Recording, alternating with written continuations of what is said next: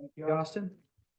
I'd like to call the Board of Light and Power April board meeting to order. Danielle, would you call the roll, please? Director Crum, Here. Director Knoth is absent. Director Polyak, Here. Director Welling, Here. Chairperson Westbrook. Can I get a motion to excuse Director Crum for personal reasons, please? Oh, the other guy. Oh, Director, no. Yep. All right. I'll make the motion. I'll support. Discussion?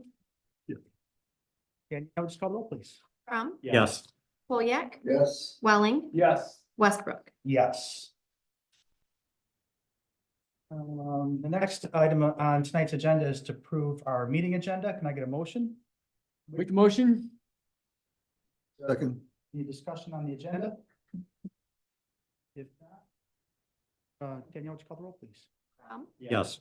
Polyak, Yes. Welling, Yes. Westbrook. Yes. Pledge of allegiance. Allegiance to the flag of the United States of America, to the republic for which it stands, one nation, under God, indivisible, with liberty and justice for all.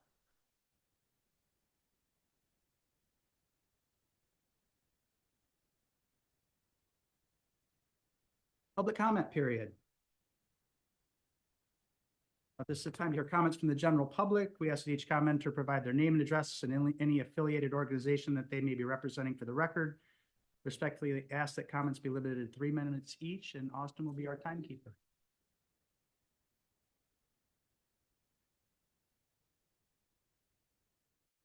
Good evening, Jim Hagan, 400 Lake.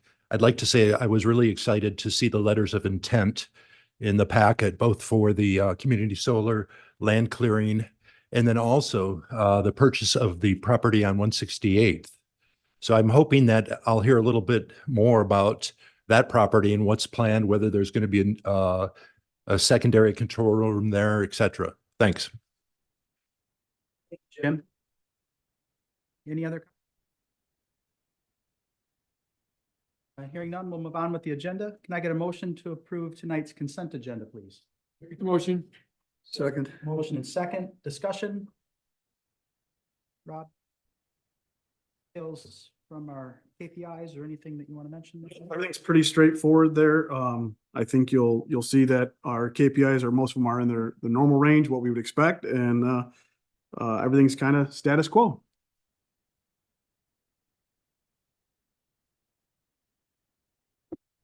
Danielle, call the roll, please.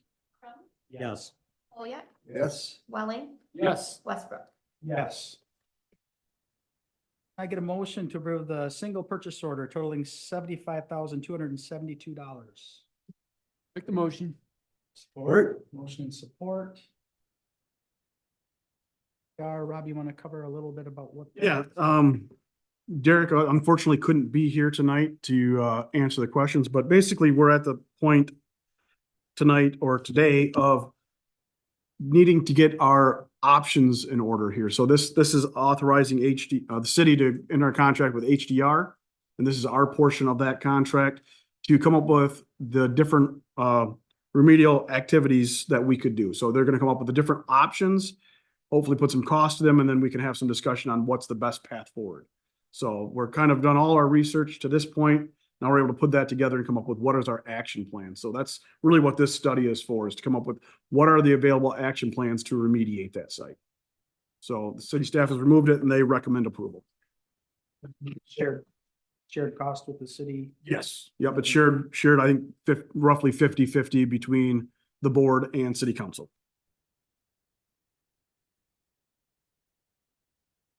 I was kind of surprised to see 5 options. Is that something normal when they have is that because of the difficulties that are on the island?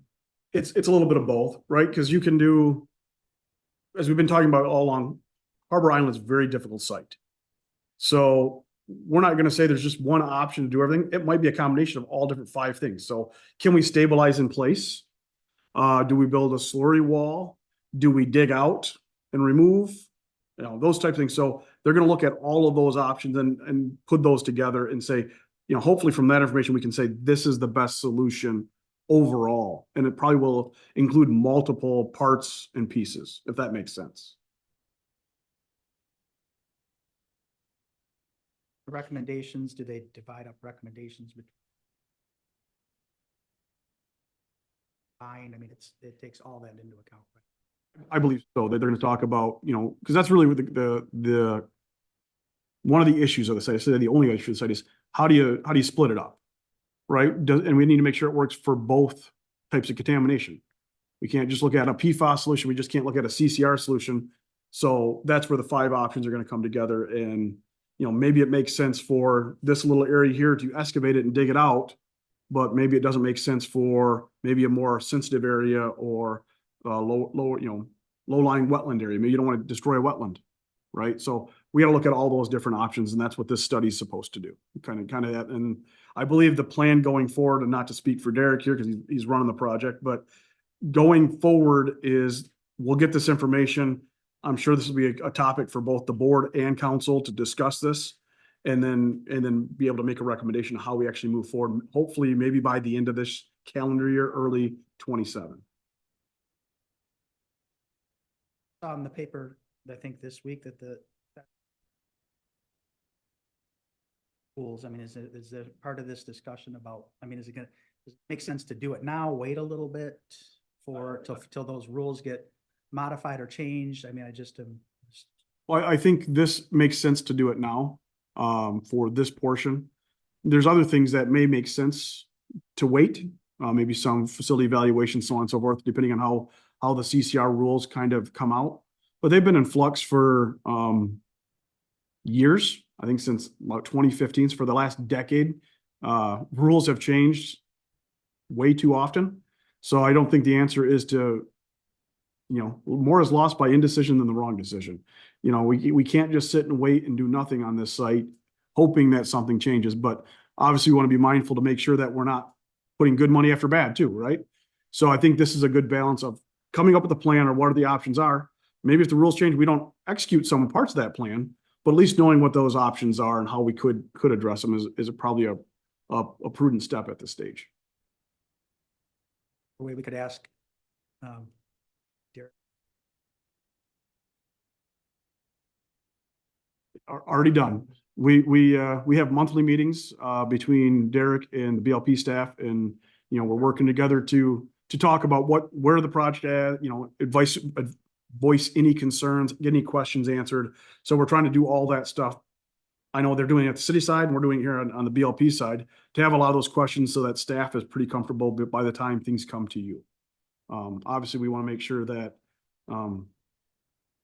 that's our job to weed these things down and get into the weeds and get the details before we get it to a high level concept or bring it to anybody for moving forward. So we're having those conversations at minimum monthly, if not, you know, actually it seems like Derek and I talk at least weekly about most stuff on Harbor Island. So.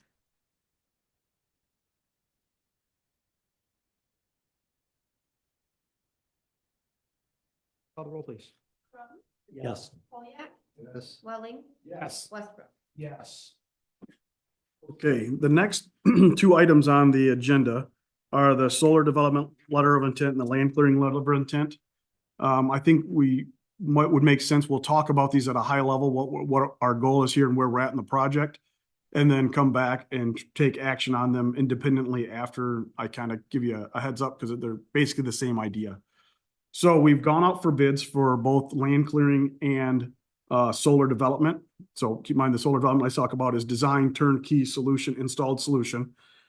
Got those bids back. We've evaluated them. And at this point, we've picked Augustine Solar and Schmidt Excavating for the land clearing. Augustine Solar for the solar development, Schmidt for the land clearing. The idea here with the letter of intent is this is a little different project than we normally have. Normally, we'd open a bid and we'd sign a contract and we'd get moving. Obviously, we have other hurdles we have to go over yet, right? We need to sell 1/3 of the project before we move forward. We need to do our FAA permitting. We need to do some of those other types of paperwork types of things. So we've got those listed in this letter of intent to say we're letting you know that you are low bid. We intend to move forward with you contingent upon these type of issues. And I think probably the 2 biggest one are getting our sales and getting our FAA approvals. Once we reach those, this letter of intent, in my opinion, is also the board authorizing staff, once we hit those hurdles, to move forward.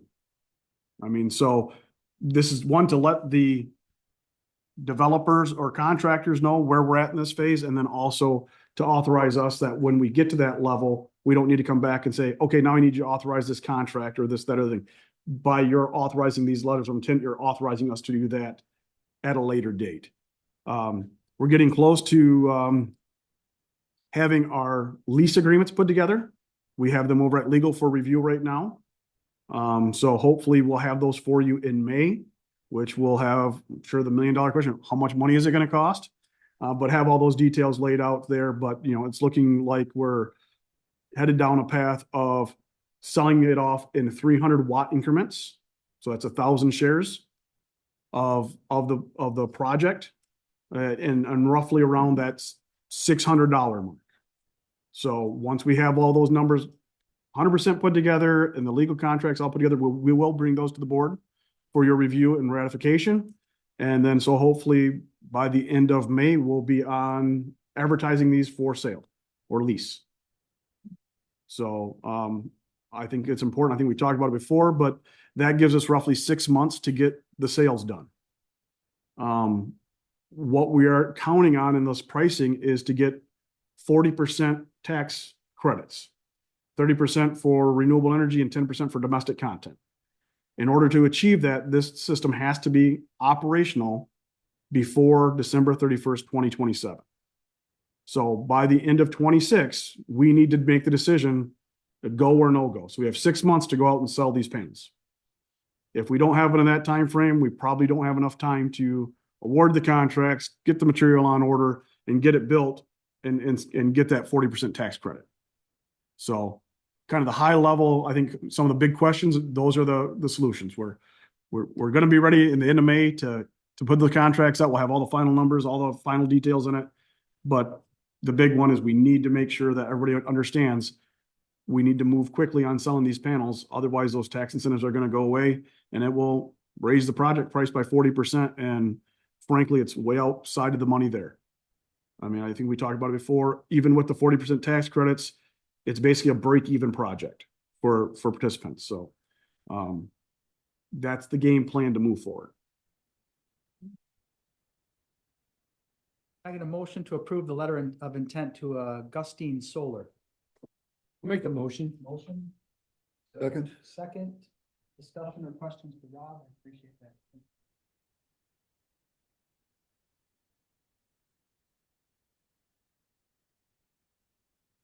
Oh, please. Yes. Folliot, Yes. Welling, Yes. Westbrook. Yes. Second item is, can I get a motion to approve the letter of intent to Schmidt Brothers Excavating?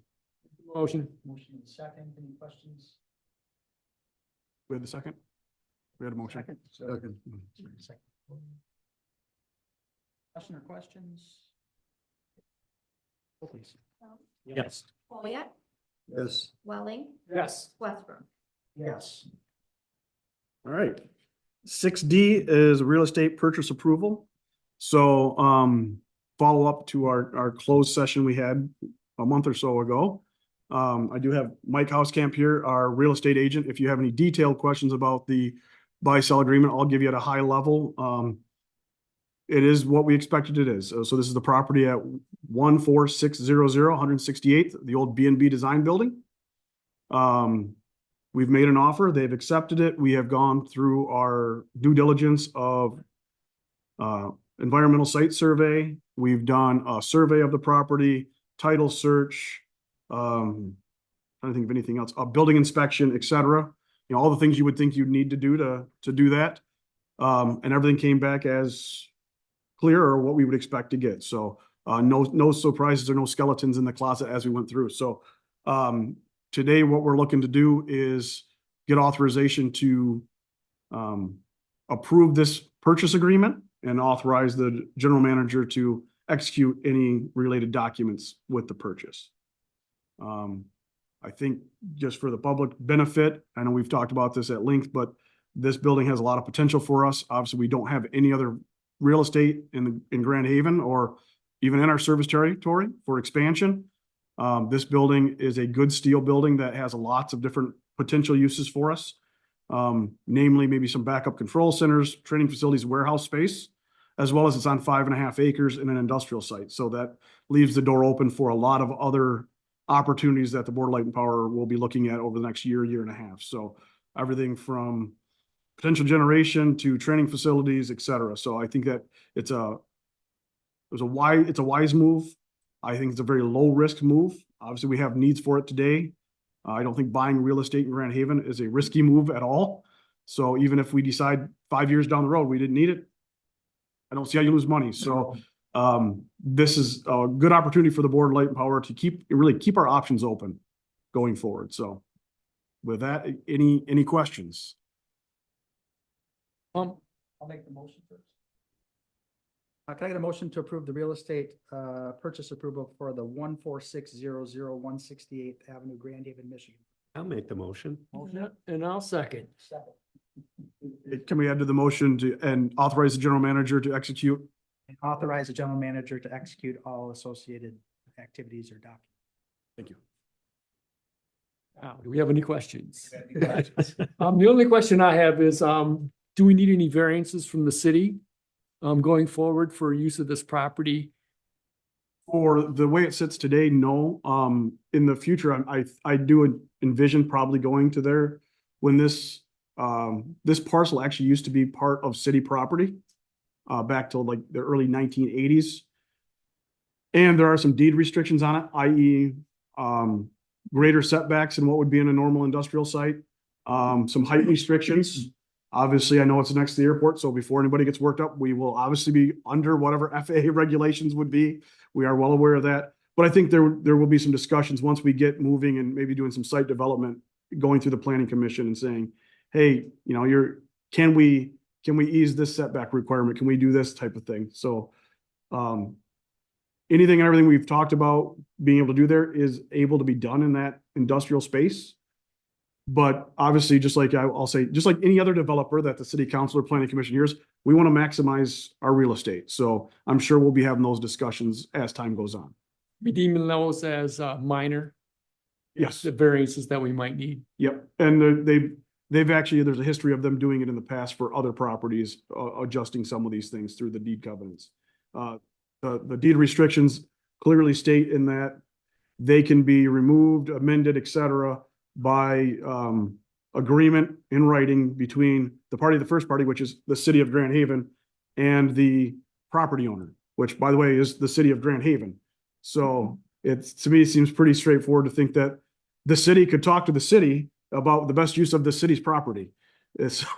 So yes, I think we'll have some of those, but I don't at this point see that as an issue or a showstopper at all. That's all I wanted to know. Just a question is, most addresses in the city of Grand Haven are 4 digits. This is a 5. So when I first saw the address, I was thinking it was in Grand Haven Township. It used to be. Okay. So this is, like I said, this property has been annexed by the city. It's right adjacent to, I'm sure you know where it's at. I mean, Where it's at. You probably memorized the backyard more than anybody else in your years working here. But yes, this was because the township line is typically Robbins Road, and it is south of Robbins Road, so it technically would be township property, but it has been annexed in the city, just like the whole airport has been annexed into the city. So it is in the city of Grand Haven. That's also on, the agreement, but this caught me as strange. Because even further down, Industrial Drive, all those are 4-digit numbers, even though they're further out in the township. Yeah, like our water service there would be from Grand Haven Township, not the city. Okay, all right. But it's got BLP power, so that's important. Well, thank you for that. Dr. Polyak, questions? With the other day. Really excited about this purchase. I think we got a lot of opportunity out there, and it's going to be the strategic.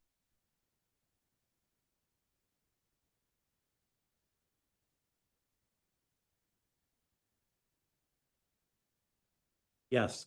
Polyak, Yes. Walling, Yes. Westbrook. Yes. Okay, next on the agenda is the annual reliability report.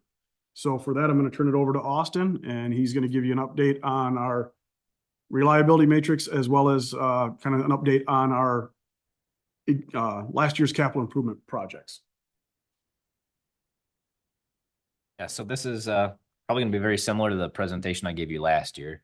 Just kind of an update on what the last year's reliability looked like here in Grand Haven. And if you recall, when we get to compare ourselves with other utilities out there, that data is typically another year in the past. So we have data from the Energy Information Administration to review for calendar year 2024. So it might be a little confusing. We'll bounce back and forth a little bit, but our numbers are in here for both years and we can compare ourselves basically 2 years back now. But before we get into that, wanted to touch base on our capital improvement projects that were on our list for fiscal year 2026.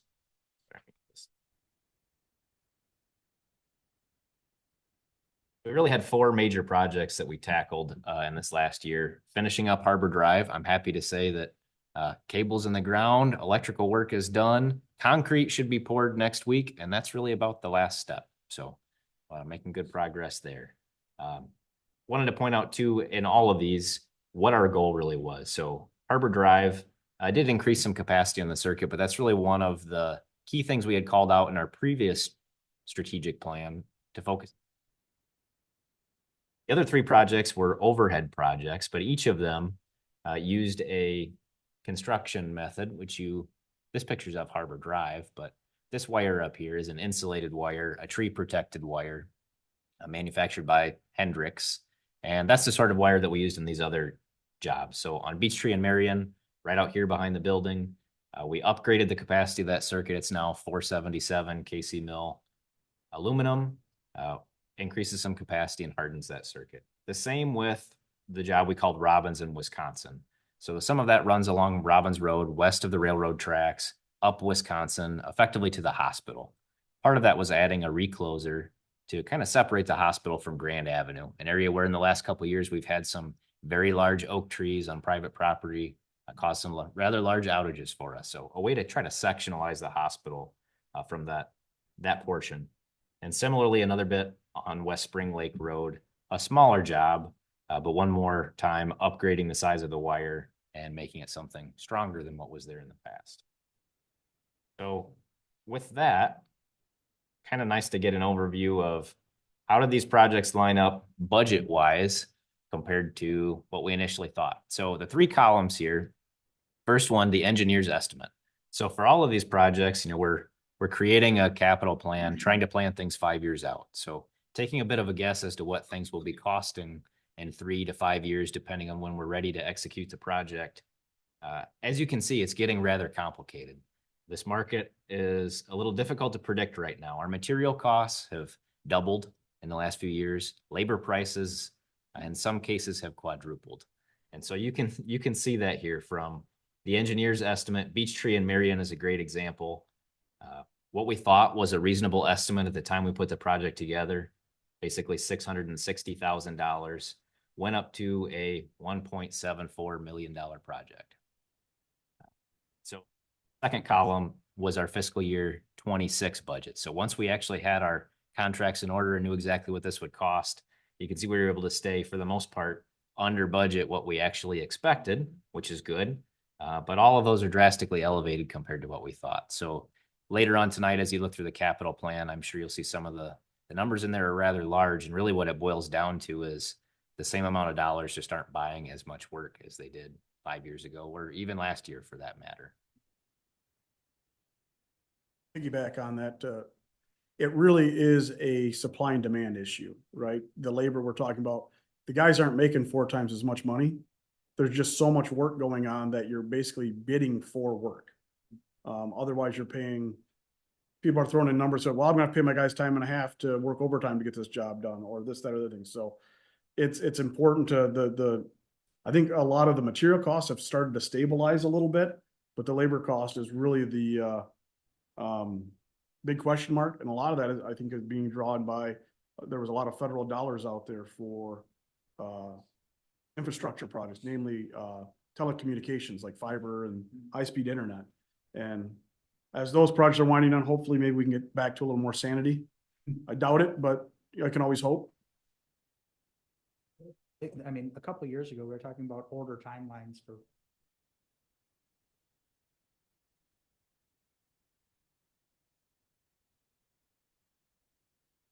Thankfully, lead times for materials have come down drastically. They're, depending on the item, there may be a few that are still a little longer than what we were used to a couple of years ago. But for instance, in the last few months, we brought you purchase orders for all the material for this coming fiscal year's jobs. I expect to have most of that in hand in June. So a couple months out for most of the big ticket items we're ordering. But to Rob's point, really what's driving this cost is the labor. And so what we'll see as that market continues, hopefully, things calm down a little bit. But just to give you some other context, not for the projects we're doing right now, but 2 years ago, I did have a contractor flat out tell us that, well, I'm sorry, I had to bid this at double time for my crew because we just don't have the manpower to do it. And that's common.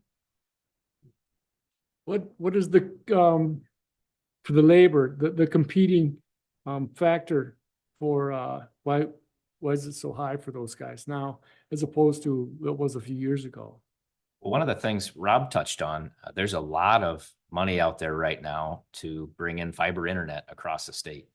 So if you can imagine, even in a lot of areas here, if we wanted to, let's say Grand Haven suddenly decided they wanted to add fiber internet in town. You know, I know we have 4 or 5 providers already, but if we decided to add another one, a lot of our poles don't have room on them to add another telecom attachment. Or in some parts of the state, the infrastructure's a bit neglected, and so it can't handle the additional capacity of adding more infrastructure on the pole. So the electric companies are needing to upsize their poles, increase their strength, increase their height, and so it takes linemen to do that, not necessarily AT&T's crew. So the contractors are more or less all booked up, changing poles out to string fiber right now. Between that and transmission work, we hear about transmission growing all the time, but those two things are really soaking up the labor market. Supply and demand. 100%. So 3 out of the 4 projects that we had, we were under budget and on time for last year, right? Harbor Drive was the only one that was a little bit over budget. Peachtree and Marion, they was under budget, and Robinson, Wisconsin was under, and Westbrook.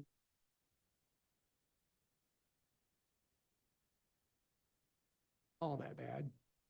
No, once we have it in hand, we're able to manage it. We can do a good job. Just different than what we expected when we came to you last year. Feel much better about the numbers in the capital plan for this next 2 years going forward. So having kind of gone through the projects, take a minute, we can dive into reliability. So just to do a little refresher on what the 4 metrics are that we use to compare ourselves to other electric utilities. The first one is SAIDI, which is really, if I was an average customer here at the BLP, how many hours a year should I expect that I might be without power? So total outage hours per customer on average. Similarly, SAIFI is how many outages would the average customer expect to see in a year? And then CAIDI, the hours per outage. You could think of that like our response time. So how long does it take to get the power turned back on once it goes off? The last number, the ASAI, or the availability index, is a number that you see a lot of utilities report. We're 99.995% reliable. We're all very reliable when you look at it that way. So it's kind of hard to compare. So the first 3 are really what we'll kind of focus on. Kind of get into the nitty gritty. These are our 2025 numbers compared directly with what we had in 2024. So if we look at all of our outages across our system, so the very top row in the 2025 chart, we had 573 outages for the year. So that includes anything from an individual customer, tree fell and tore the service off their house, to if we had a circuit operate at a substation, so a big outage. Each individual incident is included there. So the average BLP customer saw 2.4 hours of outage time in 2025, which equated to 1.2 outages per customer, and they lasted 1.9 hours long. You can carve that up, and we can take out what are called major events. There's an IEEE calculation that says, we'll try to look and see what your average day is. And if there's something way outside your average, we'll call that a major event, a big storm, a tornado. So if using that calculation, we had 5 major event days in calendar year 2025 compared to what we had in 24 was listed as 9. So if we take that out, you can see our numbers are drastically improved, but what that boils down to is it doesn't take a whole lot in Grand Haven to be considered a major event day. So I like to look at our all outages. And we do a lot of work here for maintenance, preventative maintenance, which often requires taking outages. So if you take those numbers out, which we call planned outages, you can see how it compares. So taking out our maintenance work, we're right at about 1 outage per customer per year, and it lasts about 2 hours long. Just to refresh, if we look at 24, because that's what we'll be going into to compare ourselves to other utilities. If you remember, 2024 was a rougher year for reliability for us. We were up closer to 4 hours per customer per year, and an occurrence at 2.4. So outside our norm. So looking at what got us to those numbers for 2025, kind of like to pull this out and just do a little reminder. How did we get there? We really had 2 major things, I would say, in 25. So it said we had 5 major event days. There were really 2 big things we go back in there. We had thunderstorms in May. If you remember, that was the biggest one we've had in a while here. The peak restoration for us in that, we had 11 crews working at the same time between tree crews, line crews, not including all of the bird dogs and other guys running around trying to stay in front of those crews. So that was a big one for us. And then we had high winds in October and November, which caused some outages. And I put the picture of the lighthouse on there. That was a storm that knocked the windows out of the lighthouse. So some pretty high winds, but compared to May, not nearly as big of an event for us. So having said that, we had those 2 decent events, and we're still looking fairly good as far as our KPI goes for SAIDI. So less than 3 hours of outage per customer. And Austin's moving to the next one. The rate I really like to talk about, the Katie, is we try to tell our customers, our goal is to have less than 2 outages a year for you at 2 hours apiece. There's your 4 hours. So if you think about it from that way, is that I want you to, average customer, to have less than 2 outages, and that we'll be there every time and have it fixed within less than 2 hours. So it's a good standard. And like you said, 24 was really close to that. 25 was really more of our norm, around that 2 to 2.5 range. breaking down the causes of our outage in 2025. So we have 573 total. You can see 360 of those were planned. So the majority of the outages we take by far are planned. So that includes all of the capital improvement projects, our day-to-day maintenance, and we've been doing a lot of it. So we're up 27% in a year. So guys have been doing a lot of work this year. One that I also find is interesting, always our number 1 and 2 causes of outages are trees and animals. But we were down 47% from 24 for our tree contact. So these overhead lines that we're building that can withstand some tree contact, that makes a big difference. And then kind of the other top causes in there. So one listed as overhead service. So that'd be an outage in a backyard, a 1 or 2 person event. Let's say it's a service wire going to a home. We did have more accidents than we've seen in the past. And a lot of those appeared to be from underground boring incidents. So we had issues where contractors bored into our cable, more of that than we'd seen in the last few years, but it makes sense because there's been a lot of underground boring going on in town. Lots of telecommunications coming in. And we did have a little bit of bad underground cable ourselves, but more so from the hits than failures. So trying to transition from 25. So let's step another year back and look at 24 to try to compare ourselves to the other utilities. So 24 was that rougher year for us. And really it boiled down to 3 decent events. The first one, a winter storm in January, 14 inches of snow, 50-mile-an-hour winds, had quite a few tree-related issues, wind-related issues. We had decent thunderstorms in June that caused some issues for us. And the big one that you'll really see affected or affecting our statistics was that transmission outage that was system-wide in September. So let's remember, we compare ourselves. But just looking at each of the metrics one by one, kind of fun to break the numbers down. So Sadie, how many hours a year was the average customer without power?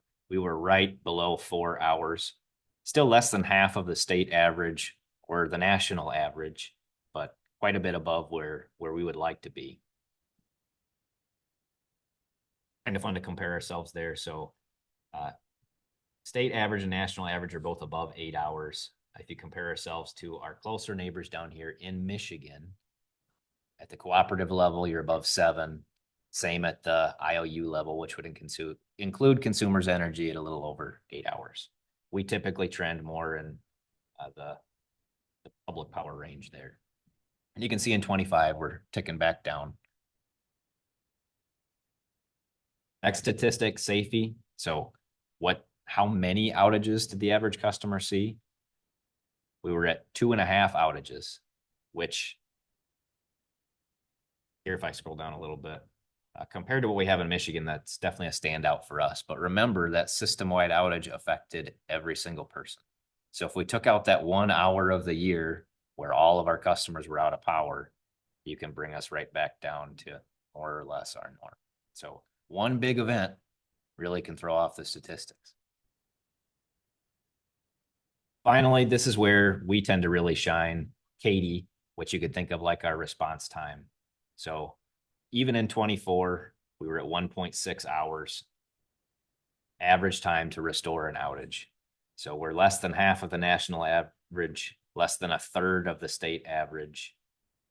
And consumers had a good year in 24 for response time at 6.3 hours. So blowing that out of the water. With that, just like to leave, what are we planning going forward? I imagine some of this will go into our new strategic plan as far as how do we maintain our reliability and how do we increase it where we can. Big thing for us will be continuing to perform best practice maintenance. So I expect that those number of outages we have out of our total that are related to us doing improvement work, that'll stay up there. So that's anything from doing rebuilds where we can, even down to just simply doing inspections and trying to catch things before they become bigger issues. And of course, line clearance and tree trimming is a very big one. A good example of that, I think you all saw that we did tree trimming this fall on Coho Drive to take care of the willow trees that were becoming a hazard to the transmission line and the distribution lines that run there. Just in the last few weeks, one of the willows that we did not take down that wasn't under the lines, it had a very large lead fall, damage the sidewalk, just to say we need to stay on top of that. So we'll continue to do line clearance and then planning for bigger projects in the future. So continuing to harden the overhead lines where it makes sense to have the overhead lines, place them underground where it makes sense to do so, and plan on replacing some of our older cable before it to the point where it's a failure risk. That's my last slide.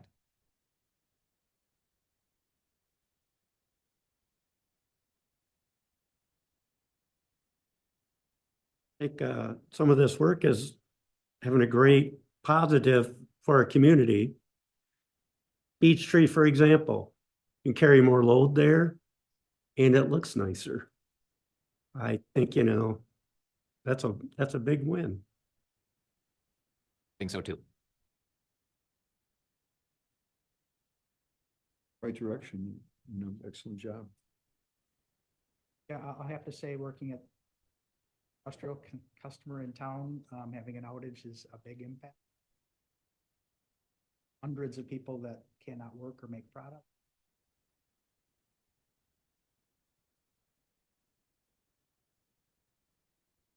Hours out, when's it gonna be on? And it's compared to our plants and the consumers,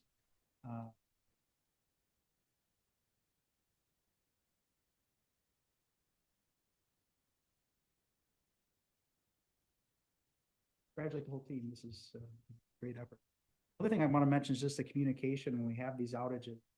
Call me, and I'm always surprised, like, authority to call Rob and see what, when's this house gonna be back on, but the texting and the communication to the community, and I see.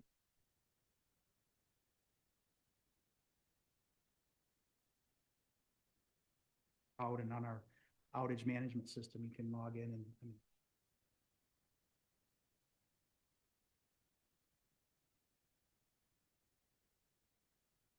keeping the communication prompts.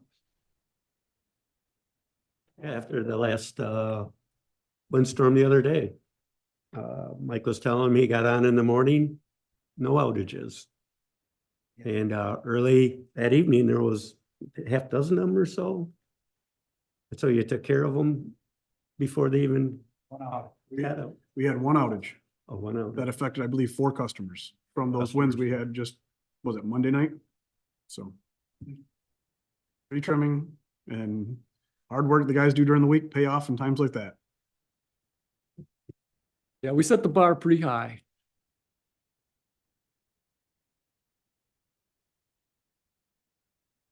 Next item, business and credit risk assessment report.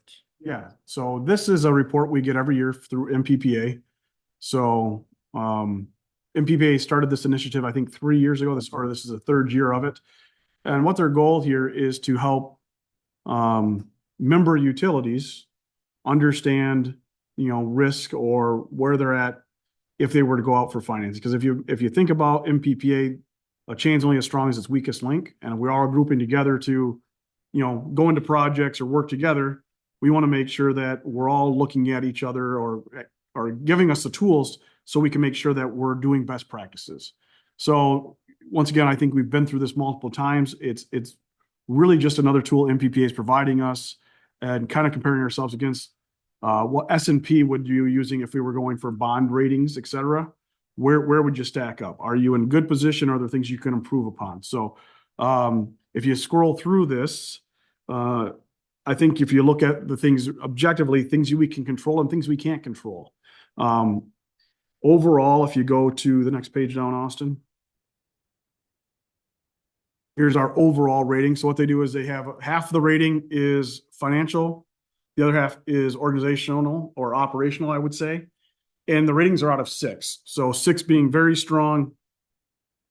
3 is adequate. So anything a 3 or below is things that they will look at for areas for improvement.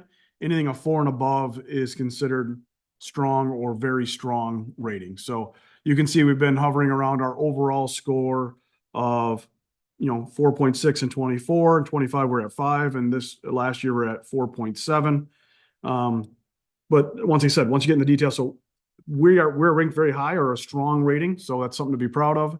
And if you scroll down probably to the next page, they say, well, what's out of 3? What's an opportunity view? Available reserves. Well, why are they pulling that one out?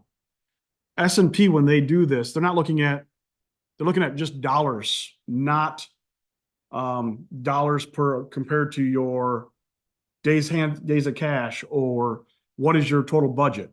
So they're lumping us in with all utilities of all sizes.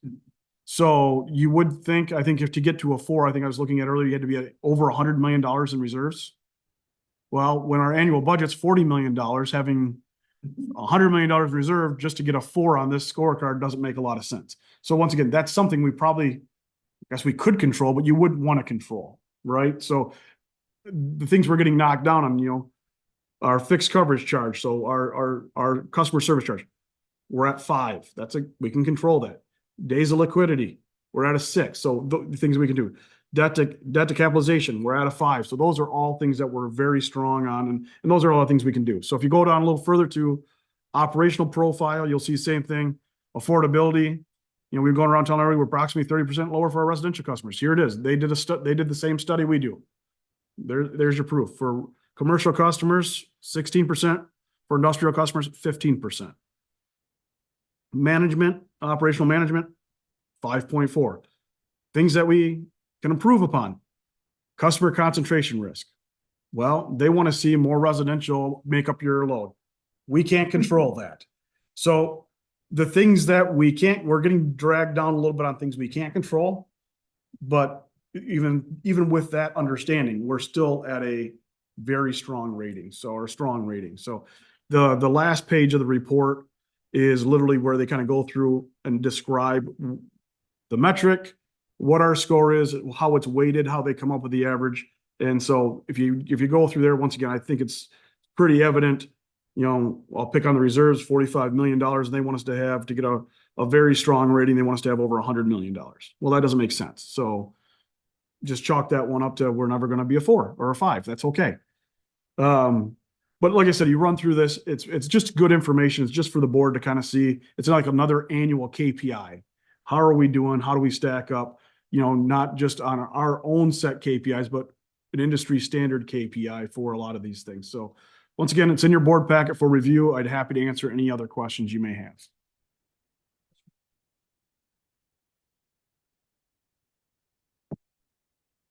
Great. Yep. On to the next one is, let's set the table again. We talked about it last month. We kind of break our budgeting process down into 3 phases. Last month was the power supply budget draft. This is the draft capital improvement plan and expense budget. So no action needed tonight. We're just looking for maybe feedback if you have any. And then next month, we will bring you the total package or the full budget where you will actually vote on it and approve the budget for next fiscal year. With that, I'm going to turn it over to Len to give you all the great, interesting details.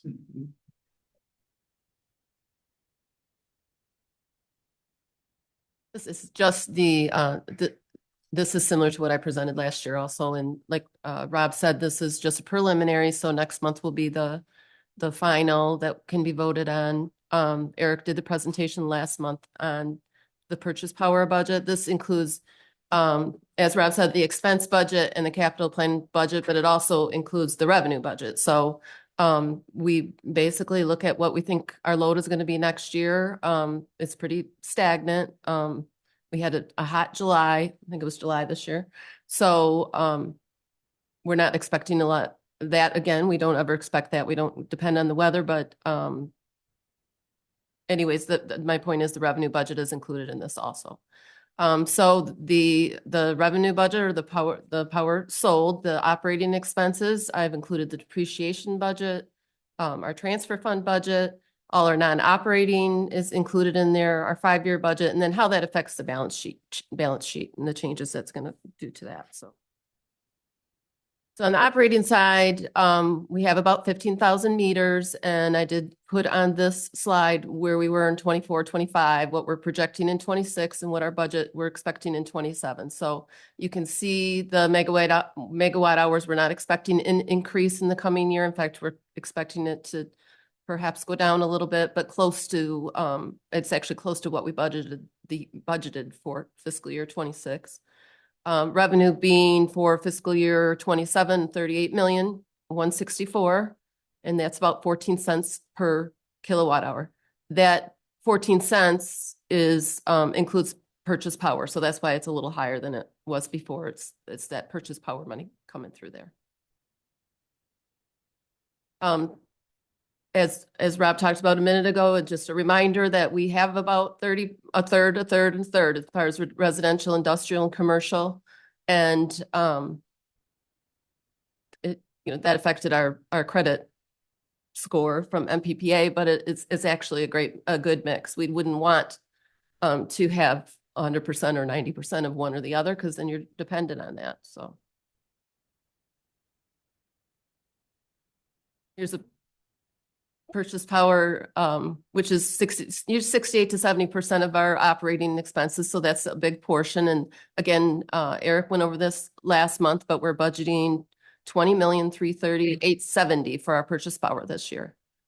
And you can see that is an increase from what we're projecting per kilowatt hour, but we expected that. So.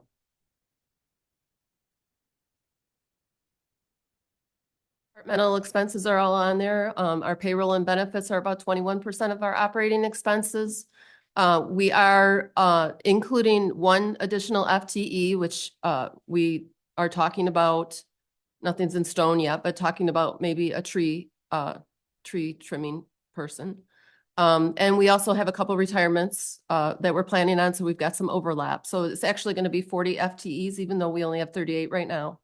And we are in union negotiations right now, but we plan a 3% cost of living increase in the budget with an additional 1%, what we call equity difference, which is if we analyze all the salaries based on MPPA and APPA information. And then, for the accounting department, we may look at accounting firms around here or different items like that. And if we think someone needs to be bumped up more than 3% for us to meet, what we think we should be paying somebody, then we'll do that. So that's in there. The benefits are budgeted at the current levels they're at. We do budget for legacy pension expense. We are budgeting $700,000 this year. We always, the employees who are in the defined benefit or who have the pension contribute 10%. We contribute 10% for the employees, but we also have to contribute more to catch up for the employees that are retired. And every year we have to do that for Todd and Mike. Oh, yeah, you're welcome. Thank you. So our goal is to be 100% funded, and we are planning that event. I mean, you'll never be exactly because it's always changing and things are changing, but we're at 93% funded, which I would say is probably at one of the top numbers in the state. So our energy optimization, we've always budgeted for that, and the money's come out of our general fund. And this year that changed. You guys voted on that, and we are collecting for the energy optimization, and that money is going to the state of Michigan, and they're running it for us. So that is not in the budget this year. The other department expenses equate to about 8%, and that's technology and maintenance and insurance and all the other things that we have to budget for. Nothing big different than it has been in the past. This is kind of a boring year. Depreciation expense, we are 46% of our capital assets are depreciated, and I did look that up. But that is considered a good amount. They like you to be in the 30 to 50%. Accounting standards are that. And the average age of our system is 14.4 years. So we budget over 20 years for most of our, as far as depreciating most of our assets, but that's really a low number actually. So they can last, I don't know how long a pole can last, but it's a lot of years. So that's 14.4 means we have a very new system. And then obviously the transfer fund, which is gonna, if the revenue budget is correct, that would be a $1.9 million going to the city of Grand Haven. This just breaks out the expenses by dollar. So per megawatt hour, transfers cost us $7, depreciation costs us $9. And then those are the departments, the admin, maintenance department, operations department, and then power. So your power is about $75 per megawatt hour. Just kind of interesting information. Similar to what it has been in the past years, obviously. On the non-operating side, that's where we put the interest we earn and interest we pay. We do have that, we still have the 2021 direct purchase bond that we got. It's at 1.58%, which is crazy now, especially now you think back to that. And that's about $245,000 a year in interest expense. We do have about $15 million in $5 million increments with treasury bills. We don't have a lot of leeway as far as what we invest in, but we're doing pretty good right now, 3.45 to 3.68. I did budget less for next year because they come due and I renew them, getting that high of interest rates going forward probably. So, but yeah, we made some good money on that. The capital plan was in the budget also, I don't know, or in the packet also. The 5-year capital plan is in there, and I'm going to tell you right now that's going to change that 49 million. I noticed when I was reviewing this to talk about it tonight that it's missing one row in the formula. So it's gonna be 49,673 in total for the 5 years, so that will change. But for fiscal year 27, it won't, unless we come up with something new, but, we're at 5.163 million, and I broke it down into vehicle replacements and the inventory blanket accounts, which is your poles and your transformers and, that kind of stuff. What else do we have in there? Transformer materials, yeah.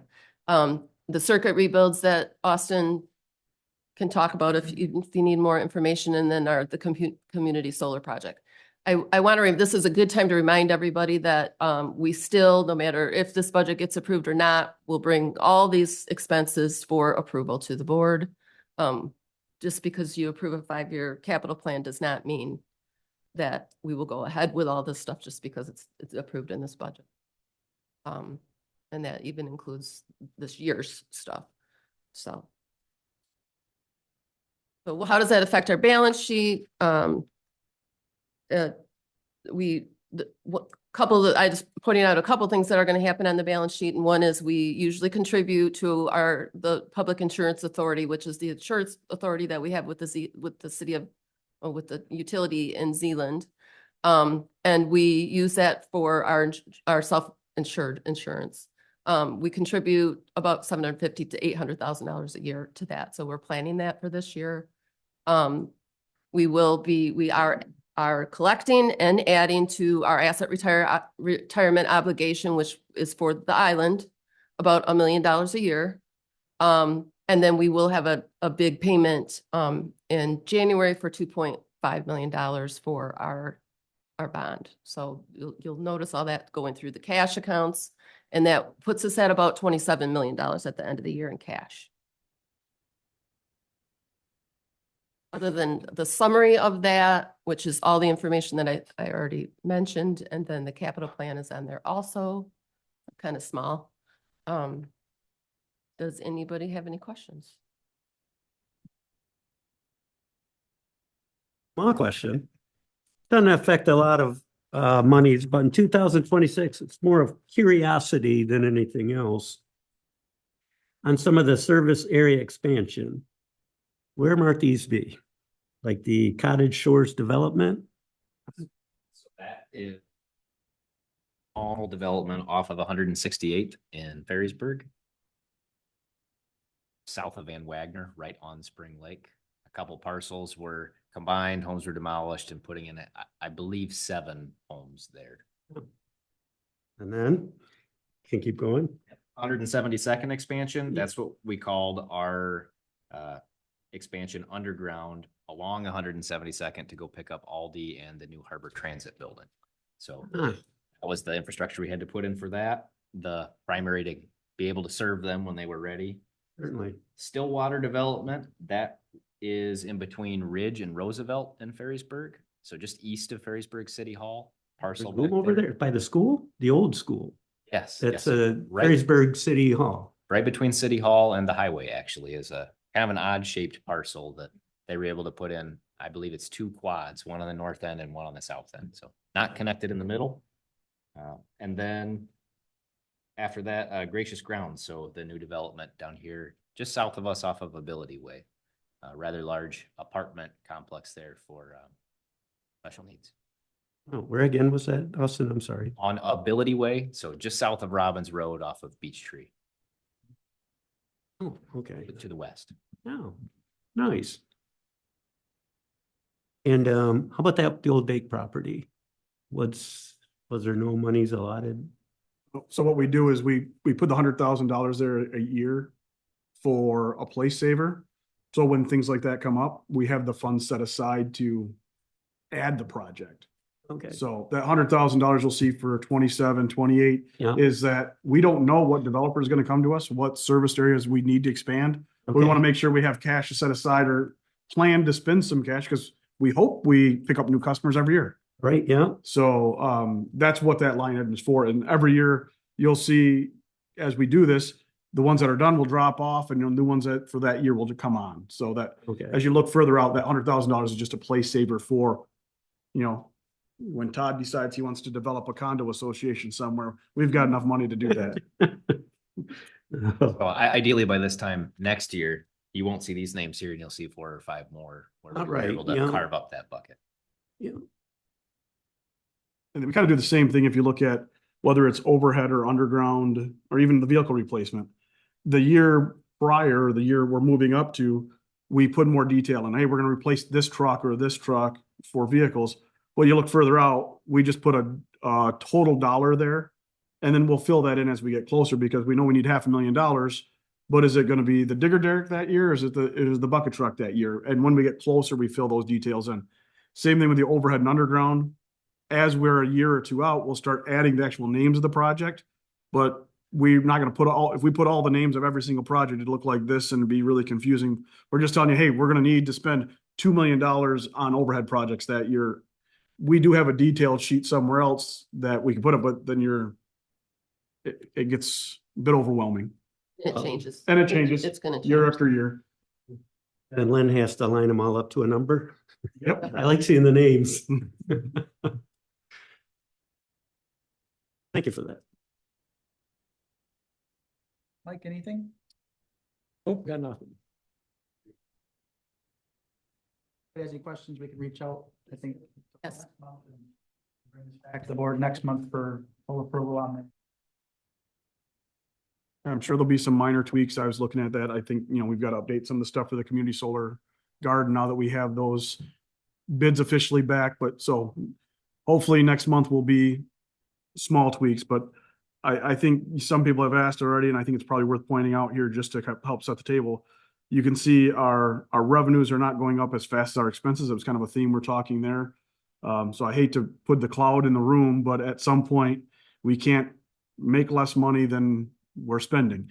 So at some point we'll have to have that fun conversation of how do we have to adjust our rates? Now, I'm going to put a sales pitch spin on it that we haven't done that in 10 years. We've been revenue neutral rate changes, et cetera. So, I think we've had a decade I think we plugged in a decade of savings, but, I don't think it's news to anybody that prices have been and are going up. And our competition has been constantly raising rates, and we've been able to hold our steady, but eventually we've trimmed all the fat we can, and we're gonna have to start having this conversation probably next year. But small incremental increases. Racing for huge. No, increases. I don't want anybody to, oh my God, the BLP is gonna raise the rates 10%. No, I'm not saying that. I'm talking small incremental things that we need to start looking about. If you start looking at these numbers, you can see year after year that our earnings are shrinking. And eventually we're gonna have to do something to maintain that level.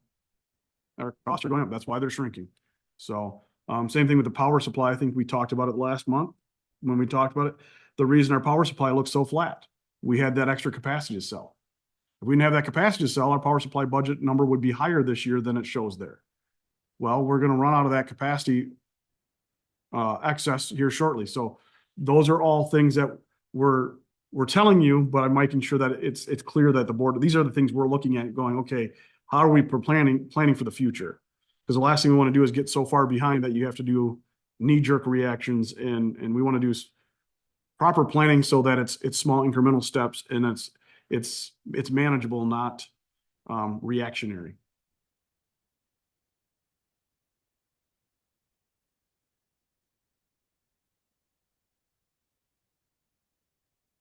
Chairman's report. I just had one thing I wanted to bring up tonight. I think it's the BLP's 130th anniversary this year, right? Rob and I were and it's the 250th anniversary for America. I mean, I don't know what the city's got going on for plans this year, but I hope 4th of July is going to be. Was thinking we could do something to combine.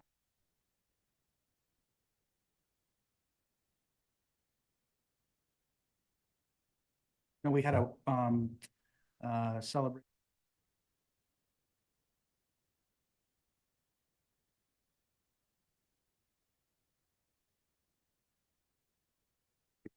It's a big deal. I remember the 100, I remember the 125th. Hey, 130, I think it's a good idea, Mike. 30 and America's 250th. staff could work on for developing a I still have mine. modest plan for a celebration or something to recognize those two events, I think would be. Absolutely. Now is the time to talk about those things like that because it's budget time. So if we want to earmark a small amount of funds to commemorate these milestones, I think it's a good thing. I think it's once again, something to be really proud of. Not a lot of places can say they've been around for 130 years. And, especially here in the city of Grand Haven, we took it upon ourselves 130 years ago to say, we're not going to wait on someone else. We're going to do for ourselves and create our own electric utility. And here we are 130 years later. And, I'm proud of the place. And as you hear me talk about it all the time, between the awards we receive and the information, we're 4 times more reliable than our competition and we're 30% cheaper. And we got a hell of a lot better customer service. So, if you're not proud of that, I don't know what else what it takes. So I'm proud of it. Oh, most definitely. 100%. Yes. Yeah, appreciate the fact you bring up when you do talk rates and foreseeables, the cost of business goes up, understandably, but you spoke 10 years without raising the rates. I just read a thing the other day where the state is trying to reel in some of the larger utilities and saying, hey, quit raising your rates. We want to make you go like a 3-year block without raising your rates. They're going at it all the time. But of course, they're always putting in for more money than the state's allowing, but still, that's a different game. So it's very commendable that, we haven't raised rates here in 10 years. I think if you go back to the cost of service study we presented last year, that was one of the things they told us is somewhere in this next 5-year plan, you're going to need to probably look at some, like you said, 1.5%, couple percent is all we're talking about type of rate increases. And that will just keeps you right in that spot where you need to be. You're compensating for inflation, but we're nonprofit. We're not trying to gouge our customers. We're here to just pass our costs through and control those costs. So, but thinking ahead saves us from having to have sticker shock. And I think I don't quote me on it, but I thought it was like 6 or 7% they were talking about where consumers they just approved. So, we're gonna do a better job for less money. That's all I'm gonna tell you. And I think that was 1/3 of what they were asking for or something. 2/3. Yeah, they took 1/3 away. Business. I guess the only thing I have is just the reminders of we have a busy May coming up. So May 7th, we have the joint city council board meeting at City Hall, 6 p.m. May 8th, Did that get changed to earlier than that, Rob? well, the joint? meeting's still at 6. Oh, okay, thank you. But Okay. we are planning to have a little meet and greet time before that for the board and council like I said, there's new people on the board, new people on the council, just a chance for everybody to get together and you have some, FaceTime and put a face with the name, et cetera, before we actually get to doing business. So the meeting actually starts at 6. May 18th is strategic planning workshop. So that's the afternoon of May 18th. So just make sure you've got that on your calendar. And then also a reminder, we still have our standard board meeting on May 21st. So we got a busy May, seeing each other a lot like next month. Good. Move it over. Thank you.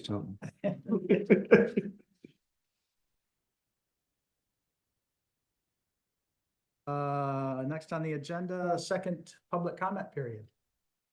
Second opportunity to hear from our general public. Same spiel as I gave the first time around, Jim Hagan. Yes, Jim Hagan, 400 Lake. I wanted to follow up on the community solar again. I spoke about this, I don't know, a few meetings back, and it's about having a fixed cost reimbursement scheme during the 20-year period. Inflation is ramping up and up and up. My preference from a sales perspective and from a customer perspective is to have an inflation adjusted reimbursement. I know you picked the 6.385 cents per kilowatt hour based on a PPA. I don't think people really understand PPAs too well in the logic. What they do understand is having a base rate and an inflation index. That's what Lansing did. They had a 2.3% per year inflation index. I really think that's how to sell it. If you want that 33% you're gonna have to sell it to a lot of people. And I think everybody understands what inflation is doing. So if it's a fixed rate for 20 years, inflation is going to make that reimbursement about half after 20. So that's what I'd like to see. And I really appreciated Austin's mention of splitting out the hospital from Grand and how many power failures Grand has had. And they do. I'm at Carroll's all the time. There's been major trees coming across. They not only knocked out the power lines, which are on the south side, they come across the street. So, I mean, it's a very dangerous situation.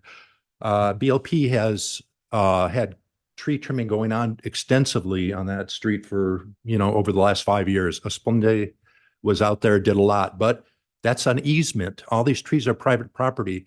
So what we actually need is we need an ordinance in the city around dangerous trees that could come down on power lines. Other communities have that ordinance. And what it allows the city to do is to issue a ticket or whatever out of compliance. And then if the homeowner doesn't do anything, they're taken down and then the cost goes on to the taxes.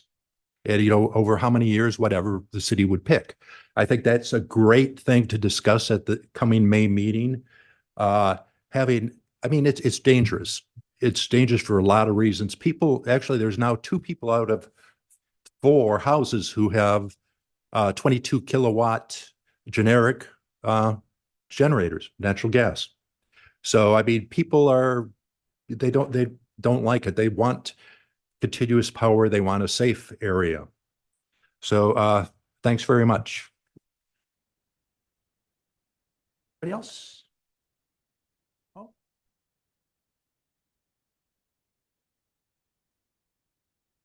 Mike Dora, 501 Fryan Street, Grand Haven, Michigan, City of Grand Haven. Just thank you for all you do and looking forward to getting together with you guys on the 7th. So another item to talk about. You too. Bye. Anybody else? Hearing none, I'll take a motion to adjourn. Second. Motion. I'll make second. motions, yep. Discussion. Danielle, would you call the roll, please? Yes. Folliot, Yes. Welling, Yes. Westbrook. Yes. Meeting adjourned.